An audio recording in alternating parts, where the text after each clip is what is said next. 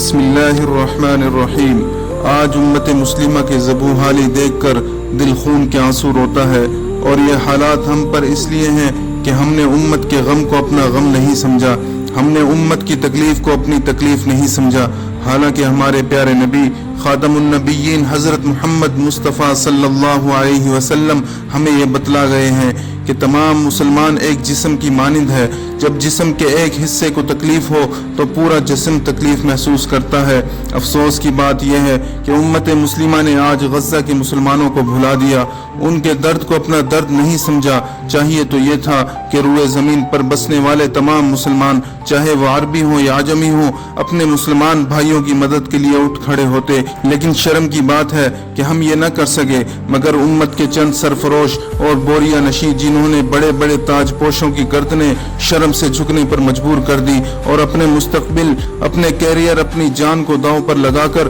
امت مسلمہ کی طرف سے فریضہ کی ادائیگی کے لیے راہ عظیمت پر چل پڑے، آج یہ شرمسار امت انہیں خراج عقیدت پیش کرتی ہے۔ اس قافلے میں مسلمان بھی ہیں اور انسانیت کا درد رکھنے والے غیر مسلم افراد بھی شریک ہیں۔ پاکستان کی طرف سے نمائندگی کر رہے ہیں محترم جناب سینیٹر مشتاق احمد خان صاحب، اسی طرح میدان کارزار کے عظیم سرخیل علماء دیوبند کے ماتھے کا جھومر راہ عظیمت کے راہی محترم جناب سید عبداللہ شاہ مظہر صاحب حفظہ اللہ، اسی طرح اس قافلہ استقامت کے سرفروش مولانا خطیب الرحمان صاحب،